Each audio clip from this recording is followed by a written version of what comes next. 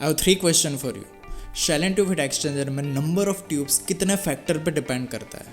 Question number 2, tube sheet layout में close pitch और open pitch क्या रहता है। Question number 3, tube sheet layout कितने टाइप के रहते हैं और उनके फीचर्स क्या है। Layout, so let's check it out. Shell and tube heat exchanger का इतना डोमिनेंस क्यों है? अगर एरिया रेंज की बात करें तो 0.1 से लेके 1 लाख मीटर स्क्वायर तक का एरिया हम ले सकते हैं।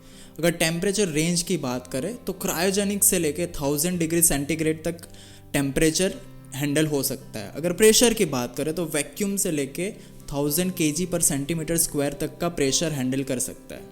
और फैब्रिकेशन की बात करें, wide variety of MOC we can use for the different type of fluid, temperature और प्रेशर। उसकी डिजाइनिंग स्टेप्स भी बहुत इजी है। Kern's method is already available, तो उसके हिसाब से हम डिजाइनिंग भी कर सकते हैं। और क्लीनिंग की बात करें तो compare to other exchanger cleaning भी बहुत इजी है। Shell and tube heat exchanger majorly 4 components रहते हैं। फर्स्ट, शेल की बात करें तो उसकी जो साइज रहती है, उसकी रेंज रहती है 6 इंच से लेकर 60 इंच तक। मेजरली शेल साइड में हर एक ट्यूब असेंबली आ जाती है। ट्यूब शीट आती है, बैफल्स आती है, टाई रोड्स रहते हैं, स्पेसर्स रहते हैं।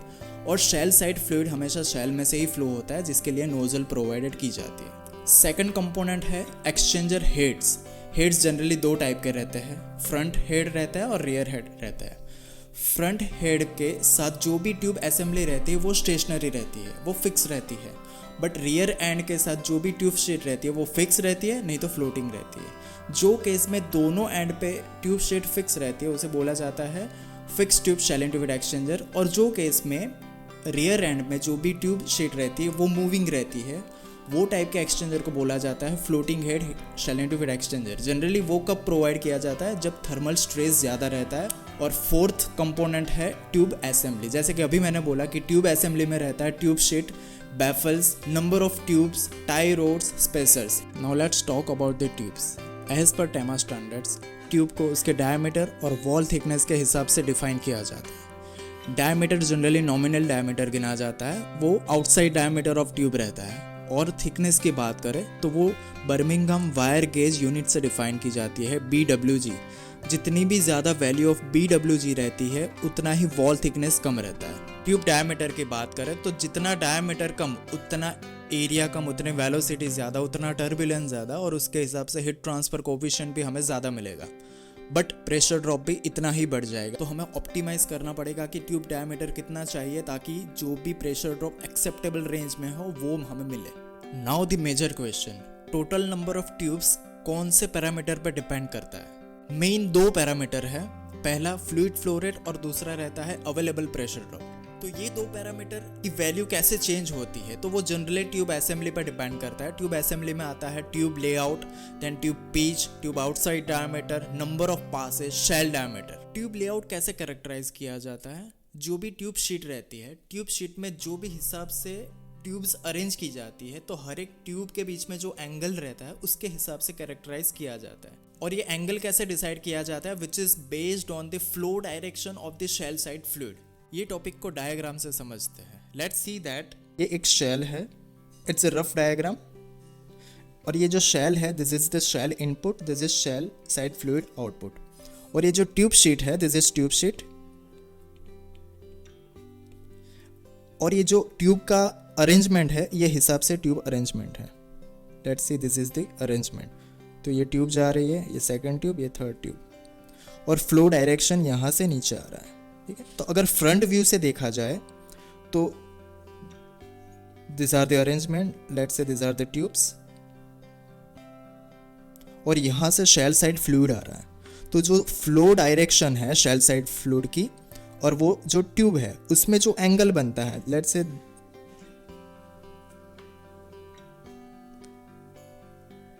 this is the angle, as you may see that. Let me draw it again over here. ये जो एंगल बनता है उसके हिसाब से ट्यूब को कैरेक्टराइज किया जाता है। As per the explanation, industry में 4 तरीकों से ट्यूब लेआउट यूज किया जाता है। So first one is with the 60 degree angle, यहाँ पे आप देख सकते हैं। And the second one is with the 30 degree angle, third one is with the 90 degree angle, and fourth one is 45 degree angle.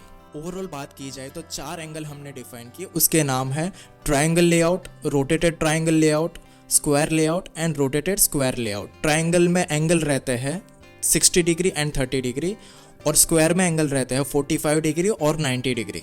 अगर ये मैं ट्यूब अरेंजमेंट की ट्यूब शीट में बात करूँ तो यहाँ पे आप एक इमेज देख सकते हो जो मैंने ड्रॉ किया है। अबव पोर्शन में मैंने अलग ट्यूब अरेंजमेंट दिखाई है और बिलो पोर्शन में मैंने अलग अरेंजमेंट ड्रॉ की है। तो अबव पोर्शन जो है वो है triangle pitch with the 60 degree angle और नीचे वाला जो भी पोर्शन है which is square pitch with the 90 degree. और एक बात हमें बहुत ही क्लियर रहनी चाहिए कि अगर मैं ट्रायंगल पिच की बात कर रहा हूँ, ट्रायंगल लेआउट की बात कर रहा हूँ, इसका मीनिंग ऐसा नहीं है कि तीन तीन के ग्रुप में हमारे पास ट्यूब रहती है। वो एंगल पे डिपेंड करता है कि एंगल किस तरीके से बनता है। तो जैसे कि आप इस इमेज में देख सकते हो कि कौन सा रॉन्ग पैटर्न है और कौन सा राइट पैटर्न है। Similarly apply for the square pitch as well. Square pitch में चार चार के बंडल में नहीं रहता, इट अगेन एंगल पे डिपेंड करता है कि 90 डिग्री एंगल पे फ्लो डायरेक्शन है कि नहीं। ट्यूब पिच क्या होता है? कोई भी टाइप के ट्यूब लेआउट में दो सक्सेसिव ट्यूब के सेंटर से सेंटर डिस्टेंस को बोलते हैं ट्यूब पिच। अगर दो ट्यूब हम कंसिडर करते हैं उसके बीच का मिनिमम डिस्टेंस रहता है उसे बोलते हैं ट्यूब क्लियरेंस। अगर ट्यूब क्लियरेंस फाइंड करना है और हमारे पास आउटसाइड डायमीटर रहता है, सो ट्यूब पिच में से डायमीटर को सब्सट्रैक्ट करके हमें क्लियरेंस मिल सकता है। Tube pitch, clearance, outside diameter का shell side heat transfer coefficient calculation में बहुत ही ज़्यादा इंपॉर्टेंस रहता है। For the design calculation generally tube pitch alone use नहीं की जाती। Tube pitch to outside diameter ratio गिना जाता है, वो रेशियो बोलता है पिच रेशियो। पिच रेशियो की रेंज रहती है 1.1 से लेके 1.5 तक। 1.25 रेशियो इज़ ऑप्टिमम रेशियो। आप इमेज में देख सकते हो कि पिच रेशियो है वो पहले इमेज में 1.1 है, देन 1.25 है, देन 1.33 है एंड एट द एंड 1.5। तो जैसे जैसे हम रेशियो बढ़ाते हैं वैसे वैसे दो ट्यूब के बीच का डिस्टेंस बढ़ता है। तो उसके हिसाब से हम दो पैरामीटर डिफाइन करेंगे। First is close pitch and second is open pitch. Tube pitch selection कैसे किया जाता है? जनरली वो ट्रेड ऑफ रहता है ओपन पिच और क्लोज पिच में। क्लोज पिच जैसे कि मैंने बताया कि 1.25 पिच रेशियो से कम जो भी वैल्यू है उसे बोलते हैं क्लोज पिच और 1.25 से ज़्यादा की जो भी वैल्यू है उसे बोलते हैं ओपन पिच। क्लोज पिच क्यों रिफर की जाती है? अगर रेशियो 1.25 या उससे कम रखे, दैट मीन्स शेल साइड का जो भी फ्लो होगा उसमें टर्बुलेंस बहुत ही ज़्यादा बढ़ जाएगा, वेलोसिटी बढ़ जाएगी, उसके हिसाब से हीट ट्रांसफ़र कोफिशिएंट भी इतना बढ़ जाएगा और सरफेस कॉम्पैक्टनेस भी हमें ज़्यादा मिलेगी। दैट मीन्स कि कम एरिया में हमें ज़्यादा से ज़्यादा हीट ट्रांसफ़र कोफिशिएंट मिल सकता है। बट एक ही प्रॉब्लम रहता है, प्रेशर ड्रॉप। प्रेशर ड्रॉप बहुत ही ज़्यादा बढ़ जाता है। ओपन पिच कब यूज़ की जाती है? जब भी शेल साइड का फ्लूइड रहता है उसकी फॉलिंग टेंडेंसी बहुत ही ज़्यादा रहती है, जिसका मीनिंग क्या हुआ कि जो भी ट्यूब का आउटर सरफेस है उस पर वो फ्लूइड फॉल करेगा, तो उसको क्लीनिंग करने की बहुत ज़्यादा ज़रूरत रहती है। तो वो केस में अगर जो भी स्पेस है ट्यूब के बीच में वो ज़्यादा हो, सो वो that would be better. Close pitch में ट्यूब्स एक दूसरे से बहुत ही नज़दीक रहती है, दैट मीन्स उसमें बहुत ज़्यादा वाइब्रेशन होता रहता है। ये वाइब्रेशन की वजह से जो भी फ्रंट हेड में ट्यूब शीट है वो बहुत ही ज़्यादा वीक हो जाती है, तो उसकी वजह से लीकेज का प्रॉब्लम होने का बहुत ही ज़्यादा चांस रहता है। Now let's compare triangular pitch and square pitch. अगर कंपेरेबल कंडीशन दी जाए जैसे कि फ्लो रेट है और ट्यूब साइज है, तो वो केस में triangular pitch can give 25% more heat transfer coefficient, जिसकी वजह से सरफेस कॉम्पैक्टनेस भी बढ़ता है। इसका मीनिंग क्या रहता है कि साइज़ कम होती है जिसकी वजह से शेल डायमीटर रिक्वायर्ड भी कम होगा और जो भी फिक्स्ड ट्यूब शीट है वो भी ज़्यादा स्ट्रॉन्गर रहेगी। अगर दो फ्लूइड के बीच में जो भी ऑपरेटिंग प्रेशर है बहुत ही ज़्यादा है तो वो केस में भी ट्रायंगुलर पिच यूज़ कर सकते हैं। स्क्वायर पिच की एप्लीकेशन क्या रहती है? जब भी शेल साइड का फ्लूइड रहता है उसकी फॉलिंग टेंडेंसी ज़्यादा है, उसका मीनिंग क्या है कि हमें ज़्यादा से ज़्यादा क्लीनिंग की ज़रूरत रहेगी। तो वो केस में स्क्वायर पिच अगर प्रोवाइड की जाए तो क्लीनिंग में बहुत ही ईजी हो सकता है। जैसे कि जेट क्लीनिंग रहती है, मैकेनिकल क्लीनिंग रहती है, उसमें स्पेस ज़्यादा रहता है, सो क्लीनिंग भी इजीली पॉसिबल हो सकती है। 90 degree square pitch is used in the वेपराइजिंग application, क्योंकि वेपर को पास होने के लिए ज़्यादा अच्छा लेन प्रोवाइड करती है। अगर मैकेनिकल क्लीनिंग ज़्यादा इंपॉर्टेंस नहीं है तो ट्रायंगुलर पिच में specially 30 degree triangular pitch can be used in single phase fluid और in the condensing application जहाँ पे डेल्टा टी बहुत ही ज़्यादा रहता है, और 60 डिग्री ट्रायंगुलर पिच यूज़ होती है इन द कंडेंसिंग एप्लीकेशन जहाँ पे डेल्टा टी की वैल्यू कम रहती है। स्क्वायर पिच हम फिक्स्ड हेड हीट एक्सचेंजर में यूज़ नहीं कर सकते क्योंकि फिक्स्ड हेड हीट एक्सचेंजर में क्लीनिंग की अवेलेबिलिटी नहीं रहती। अब हम चारों लेआउट को एक रेफरेंस टेबल से हम कंपेयर करेंगे जिसमें अलग अलग क्राइटेरिया दिया गया है, उसके हिसाब से कौन सी पिच लेआउट ज़्यादा इफेक्टिव है दैट वी विल सी। तो यहाँ पे आप देख सकते हो कि पैटर्न है, पैटर्न में ट्रायंगल पिच है, रोटेटेड ट्रायंगुलर पिच है, स्क्वायर पिच है और रोटेटेड स्क्वायर पिच है।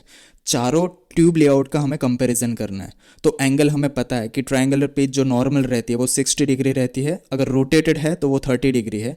नॉर्मल स्क्वायर पिच रहती है 90 डिग्री पे, अगर रोटेटेड है तो वो 45 डिग्री पे, जो हम लेआउट में हमने आगे डिस्कस किया है। ट्यूब पिच जो रहती है और पिच रेशियो हम बोल सकते हैं, pitch ratio is generally 1.25 to 1.5।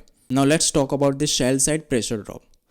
जिसमें ज़्यादा टर्बुलेंस, जिसमें ज़्यादा रेजिस्टेंस, उसमें ज़्यादा हीट ट्रांसफर कोएफिशिएंट मिलेगा, बट प्रेशर ड्रॉप में इतना ही ज़्यादा होगा। तो यहाँ पे हम देख सकते हैं शेल साइड प्रेशर ड्रॉप, अगर नॉर्मल ट्रायंगल पिच की बात करें तो वो 3 है। 1 से 4 की ओर बढ़ते हैं तो वो इफेक्ट कम होता जा रहा है। That means 1 indicates the highest और 4 इंडिकेट्स द लिस्ट। तो ट्रायंगुलर पिच में 3 नंबर है, दैट मीन्स उसमें प्रेशर ड्रॉप इतना ज़्यादा नहीं है। रोटेटेड ट्रायंगल सबसे ज़्यादा प्रेशर ड्रॉप प्रोवाइड करती है और उसमें से सबसे ज़्यादा हीट ट्रांसफर कोएफिशिएंट भी मिलता है। स्क्वायर पिच नॉर्मल 90 डिग्री वाली स्क्वायर पिच रहती है, जिसमें यहाँ पे आप देख सकते हैं कि फ्री लेन अवेलेबल रहता है, तो उसमें रेजिस्टेंस बहुत ही ज़्यादा कम रहता है, तो प्रेशर ड्रॉप भी कम रहता है।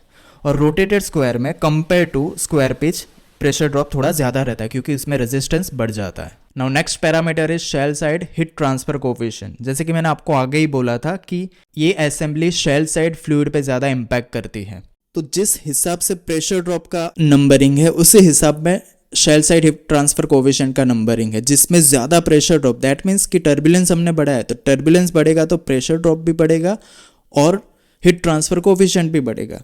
तो रोटेटेड ट्रायंगुलर पिच में सबसे ज़्यादा हीट ट्रांसफर कोएफिशिएंट हमें मिलेगा, then rotated square pitch, then आता है ट्रायंगुलर पिच और उसके बाद एंड में आता है 90 degree square pitch. Fouling tendency की बात करें तो shell side fluid fouling tendency क्या रहता है जनरली, जैसे कि हमने आगे भी डिस्कस किया कि ट्रायंगुलर पिच में बहुत ही डिफिकल्ट रहता है क्लीनिंग पर्पस, क्योंकि सरफेस कॉम्पैक्टनेस ज़्यादा रहता है तो क्लीनिंग एरिया बहुत ही कम प्रोवाइड होता है।